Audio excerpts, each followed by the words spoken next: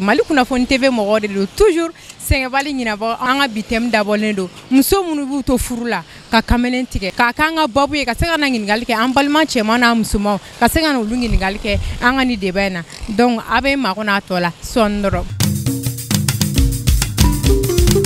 Sujet dɔ de b'an bolo mun de bɛ ka sisan muso furulenw bila kamalen tigɛ la. Ne ba ko caman b'a la dɛ parce que n'i y'a ta k'a lajɛ sisan cɛw caman fonctionner cogo ma ɲi nɔ donc muso dɔw fana bɛ yen olu fana tɛ se ka sigi n'u bolo ma quoi donc surtout minnu cɛw bɛ kɔkan na n'u cɛw taara n'u cɛw mɛnna kojugu dɔrɔn u b'a to kamalen tigɛ yɛrɛ la u senfilanin na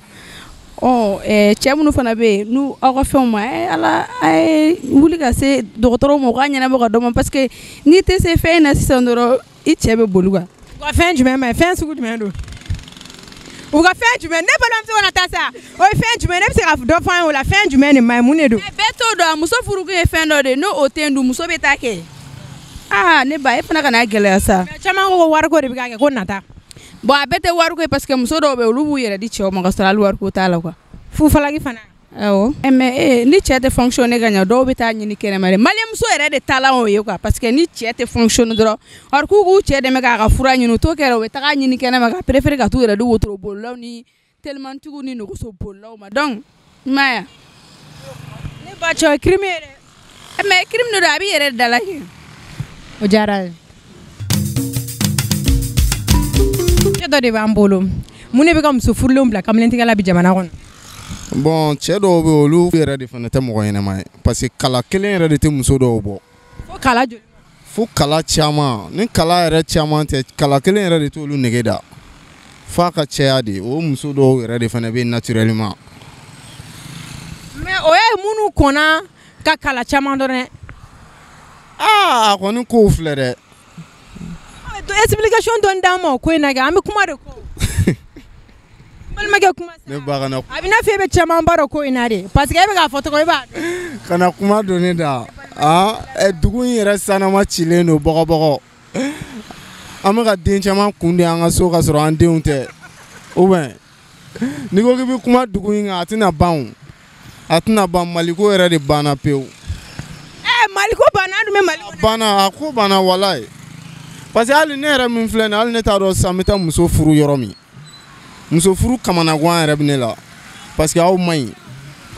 ayi kana an bɛɛ ci bere kelen na dɛ. aw man ɲi sa. ɲuman b'anw na. walayi aw man ɲi. tiɲɛ don cɛw man ɲi dɛ mais aw fana aw man ɲi yɛrɛ yɛrɛ de aw man ɲi walahi. muso o cɛ o dɔ b'an bɛɛ de la. dɔ b'an bɛɛ la tiɲɛ don n'i ye cɛ tiɲɛnen dɔrɔn a sababu bɔra muso de la. n'i ye muso fana tiɲɛna a bɔra cɛ. élément netiri de ye du ka ɲa jamana ka ɲa sigida ka taa ɲɛ a bɛ bɔ aw musow de la. n'a aw tiɲɛna anw bɛ tiɲɛ kɛ o tɛ diyagoya ye wa. mais an ɲuman kelen kelen bɛ yen sa ma. n ko ɲuman t'aw la. e dun b'a la e tɛna muso furu. a kuma bɛ caya dɛ. o tuma mun na. n ka kuma bɛ caya ne ka idée yɛrɛ ma bɛn a ma fɔlɔ. o tuma e tɛ muso furu sa. ma miiri a la fɔlɔ yɛrɛ. ala ka ɲa ka d'an ma n'i miirila a la don min na i b'o dɔn. voilà ma miiri a la fɔlɔ a dusu ma jigin n kɔnɔ fɔlɔ quoi. ala ka jigin. parce que ne tɛ dusukasi fɛ. aw furuli bɛ mɔgɔ si dɔgɔya de. aw furuli bɛ mɔgɔ si dɔgɔya wala. e tɛ muso furu e dun bɛ taa ɲini kɛnɛma. o t'i dala kuma ye. parce que dɔ de bɛ ka fɔ. pan o kunna o t'i tɛ pan o kunna dɛ. cɛ vierge n'i b'a ɲini ne de don ne ma foyi fɔlɔ ne bɛ so. cɛ vierge. ne bɛ so hali ni so binna sisan ne b'a lawuli. k'a b'a la k'e da e ma kɔgɔ dun. kɔgɔ to yen sa ne bɛ kɔgɔ dun mais ni so binna sisan ne b'a lawuli. cɛ vierge ne de don ne ma foyi fɔlɔ ne ma don ye domane ye minɛri ni ne pɔn ma kari fɔlɔ. bon n'i ko ko mun bɛ ka sisan muso furulenw bila kamalentigɛ la bon sisan muso furulenw ka kamalentigɛ ne b'a kɛ kun fila de b'a la ne kɔni fɛ fɔlɔ a kun fɔlɔ ne b'a kɛ muso yɛrɛ ka lamɔ cogoya ye parce que depuis e fitinin e bɛ kamalentigɛ la depuis i ma furu i bɛ kamalentigɛ la ni e bɛ cɛ kelen cɛ fila cɛ saba n'o de sɔrɔ n'a fɔra k'e ka taa dan cɛ kelen ma furuso kɔnɔ e b'a dɔn o gɛlɛya bɛ sɔrɔ yen kosɛbɛ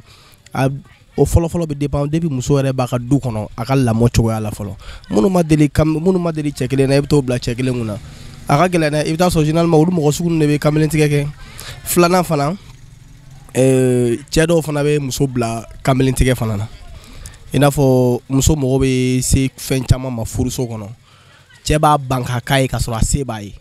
dɔw ta a se t'u ye dɛ mais dɔw ta a se b'u ye mais u b'u ban ka k'a ye n'i ban ka kɛ muso ye a b'a ɲini cogoya min na a b'a ɲini ten de dɔw yɛrɛ ta yɛrɛ f'u b'a f'u ɲɛna k'u ka taa ɲini cogoya min n'u diya aw tɛ k'i muso pousser ka kɛ kamelentigɛ kan yan voilà ne kɔni fɛ ni fɛn fila de bɛ muso yɛrɛ pousser ka kɛ kamelentigɛ kan furuso kɔnɔ sinon n'o bɔra la bon ne ɲɛ tɛ fɛn wɛrɛ la bilen bon o ne ka faamuya ye a dɔw fana b'a fɔ ko ni i ka kɛ to ko ni cɛ ka minɛn tɛ fonctionner o fana bɛ se ka muso bila kamelentigɛ la bon ni cɛ ka minɛn tɛ fonctionner furu yɛrɛ tɛ o ne ba kana n'a fɔ ko ko wɛrɛ dɛ furu yɛrɛ tɛ o n'i y'a mɛn furu bɛ sigi cɛ ka kulusi de don koyi ni cɛ ka fɛn tɛ yen furu tɛ yen dɛ an kana na nkalon da ɲɔgɔn na dɛ ni cɛ ka jakuma tɛ ɲinɛ aw bɛ hakɛ to kuma na ni cɛ ka jakuma tɛ ɲinɛ minɛ furu tɛ yen dɛ n'i y'a mɛn furu kɔni a sigilen bɛ cɛ ka kulusi de kan a bɛ hakɛ to n'o tɛ yen furu tɛ yen dɛ an kana ɲɔgɔn nɛgɛ ko furuso kɔnɔ muso bɛ taa kamalen tigɛ a bɛ nin kɛ a bɛ nin kɛ furu de tɛ yen bilen o ni furu tɛ yen bilen a bɛ ɲaamɛ cogoya min na a bɛ taa ɲɛnabɔ yen ten kɛ sinon o kɔni tɛ kun kɔni ne kɔni bolo e yɛrɛ bɛ se ka jɛn n'o ye ka jɛn n'a ye muso ka taa kamalen tigɛ ne b'a fɔ ne kuma dɛ ka jɛn n'a ye cogo di ne fa ɲininkali de don o jɔn bɛ jɛn ni muso ye i ka ye cɛ wɛrɛ bolo o bɛ ka kabako da cɛ ne ba i fana ka ɲininkali don ok o faamuyara sisan hakilina jumɛn b'e bolo muso furulen minnu bɛ ka kamalen tigɛ n'u bɛ se ka dɔ bɔ a la i bɛ se ka conseil jumɛn d'u ma bon ne kɔni bɛ conseil mun di a conseil fɔlɔ o bɛ taa depuis denmansaw yɔrɔ mɔgɔw k'u denw lamara kosɛbɛ ni i b'a dɔn ni den bɔra ni mara ɲuman y'a fɛ yen hali n'a taara furuso kɔnɔ k'o ko to a kunkolo la n ba ko ko n kana sɔn nin ma ko n tɛ furu danbe n ba ko n kana don n da fɛ ko n tɛ furu danbe n'o bɛ muso yɛrɛ hakili la a tɛ sɔn ko caman ma mais muso caman bɛ lamɔ de y'a caman jɛ dɔw bɛ ka caman bila nin ko sugu la ne b'a fɔ denmansaw ye u k'u denw lamɔ ka ɲɛ hali bi an ka conseil ɲumanw d'an denw ma o tatɔ furuso kɔnɔ bon mɔgɔ bɛ denmisɛnnin mara mais denmisɛnnin fana b'a yɛrɛ mara dɛ hali bi an bɛ dugawu mun kɛ an bɛ mun fɔ denmusow ɲɛna u k'u hakili t'u yɛrɛ la muso yɛrɛ danbe y'a ka tafe bolo de n'o tilala la ka ban dɔrɔn danbe foyi tɛ muso la bilen o to ye ne ka conseil ye. Bon, dugu in position bɛ cogo min na aw yɛrɛ bɛ caman kalama la mais a base kɔni ye fɛn min o ye nata de de un la première des choses an ka musomaninw caman bɛ yen i bɛ taa sɔrɔ n'i y'a ta 100 sara i bɛ taa sɔrɔ 60 70 bɛɛ pagɛlaw de pagɛlaw tɛ dɔwɛrɛ ils ont besoin d'argent wari b'u bolo dɔrɔn ka cɛ u mago bɛ wari la u bɛ dɔw wele dɔrɔn mago bɛ nin wari la an bɛ ɲɔgɔn sɔrɔ nin yɔrɔ la donc ni musomanin degela pagɛla o cogo la n'i y'a furu ni besoin nana la à chaque fois donc elle va procéder à ce même chemin ka cɛ o de ne bolo a base y'o de donc ne yɛrɛ kɔni bolo o de don fɔlɔ a filanan ye jumɛn ye o ye cɛw ka côté ye cɛw ka côté ye jumɛn ye i b'a fɔ n terikɛ dɔ bɛ papier ale n'a ɲɔgɔnna caman bɛ yen donc ni muso bɛ yen n'u nana cɛ ye ko dɔ la ko min tɛ bɛn o ma elles vont essayer de se venger donc o vengeance fana bɛ na ni dɔw ye k'a bila la donc dɔ fana bɛ yen o ye bon le problème sexuel i bɛ taa sɔrɔ l'impuissance sexuelle n'a bɛ cɛ la donc o fana bɛ muso dɔw bila la donc besoin naturel minnu bɛ na o la elles vont essayer de gérer ça ailleurs donc ne kɔni bolo a base ye ni saba de. o de ka kɛ mais kuma dɔ fɔ yɔrɔ dɔ la ko ni musomanin degera pakɛ la a tɛ se ka furu ɲɛ ni musomanin degera pakɛ la fɛn fila de b'a bɔ a la ala de bɛ sɔn ka bɔ a la walima saya b'a bɔ a la parce que fɛn min don an bɛ dugu min kɔnɔ an ka cɛ wariko besoin a bɛ bɛɛ la quoi a bɛ cɛ la a bɛ muso la donc minnu ye sira surumani bɔ a la e mago bɛ par exemple 1000 pour un mariage e b'a dɔn n'i ye nin wele sisan mago bɛ nin na a bɛ n'i invité hôtel la donc i b'a fɔ e mago bɛ nin na a b'a fɔ n'an bɛ taa a b'a d'i ma n'i y'o muso sugu furu ka n'i fɛ yen par exemple est ce que wariko problème bɛ se k'a sɔrɔ i fɛ yen n'an b'o kɛ yan donc besoin dun tɛna ban ka kɛ ko parce que a furulen don i furula besoin bɛ yen i ma furu besoin bɛ yen donc mun de b'a yɛrɛ la sisan n'i y'a tigi furu ka don i fɛ k'a tɛ continuer sur la même chose donc ne yɛrɛ kɔni bolo o ye base ye ko caman b'o la surtout npogotigininw a b'a las'u ma dɛ pakɛla ninnu an b'u bɛɛ dɔn dugu kɔnɔ walayi bilayi a b'u bɛɛ dɔn sege n'i y'a ye e b'a fɔ k'a b'u bɛɛ dɔn o tuma a bɛ taa pakɛ yɔrɔ min e bɛ taga yan bon i tɛ taa pakɛ yɔrɔ min na o bɛ taa i b'a dɔn npogotiginin camanba de bɛ yen ils sont actuellement parmi nous mais a caman ka numéro bilalen don je sais pas si je dirais pas sur les groupes WhatsApp olu ka misala quoi